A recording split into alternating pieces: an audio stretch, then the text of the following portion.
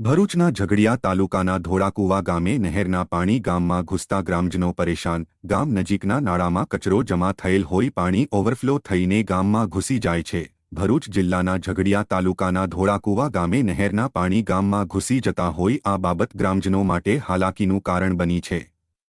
ધોળાકુવાના ગ્રામજનોના જણાવ્યા મુજબ કેનાલમાં પાણી છોડાય ત્યારે પાણી હલકાઈને ગામમાં આવી જતું હોઈ લોકોને આવવા જવામાં તકલીફ ઊભી થવા તથા કેટલીકવાર પાણીના કારણે થયેલ કિચડથી કોઈ માણસ લપસી જતા હોવાનું પણ બને છે।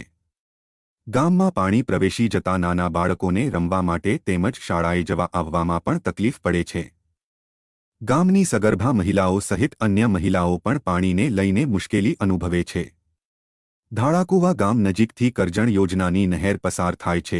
કેનાલ સાફ કરેલ છે પરંતુ તેનો કચરો નાળામાં જતો હોઈ નાળું બ્લોક થઈ જતા પાણી ઓવરફ્લો થઈને બહાર આવી જતું હોવાથી આ સમસ્યા સર્જાય છે।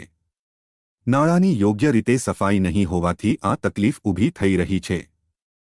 જ્યારે નહેરમાં પાણી છોડાય ત્યારે ગામમાં પાણી પ્રવેશી જતા સમસ્યા કાયમ રહે છે। ગામમાં કેનાલના પાણી ભરાવાની સમસ્યાને લઈને લગ્ન જેવા વિવિધ સામાજિક પ્રસંગો નિપટાવવામાં પણ લોકોને તકલીફ પડે છે। ગ્રામજનોએ વારંવાર આ સંદર્ભે સંબંધિત વિભાગને રજૂઆતો કરેલ હોવા છતાં આ સમસ્યાનો કોઈ હલ આવ્યો નથી। આ અગાઉ પણ લોકોએ આ તકલીફનો હલ લાવવા જવાબદાર અધિકારીઓને રજૂઆત કરી હતી પરંતુ કાયમી બની ગયેલ આ સમસ્યાનો કોઈ ઉકેલ નથી આવ્યો। ગ્રામજનોએ આક્ષેપ કર્યો હતો કે અધિકારીઓને ફોન કરીએ તો ફોન પણ ઉપાડતા નથી। ધોળાકુવાના લોકોને કેનાલના પાણી ગામમાં આવી જતા અટકાવવા તંત્ર તાકીદે યોગ્ય પગલાં ભરે તે જરૂરી બન્યું છે। મારું નામ જયેન્દ્રભાઈ છે। હું ધોળાકુવા ગામનો રહેવાસી છું।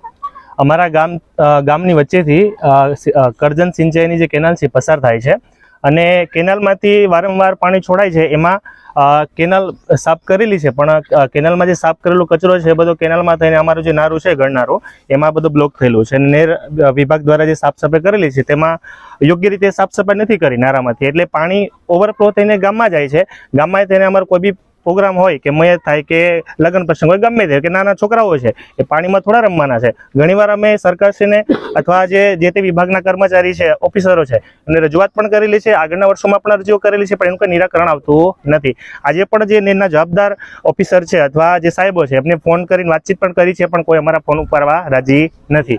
સરકારશ્રીને એટલી અપીલ છે કે અમારી માંગ છે કે આનું જલ્દી નિરાકરણ આવે અને સાફ સફાઈ થાય। જે રીતે તમે રહ્યો છો તમને પણ રહેવાનો અધિકાર છે, એટલે એટલી જ અમારી માંગ છે કે આ સાફ સફાઈ થાય અને અમે પણ શાંતિથી જીવી શકીએ।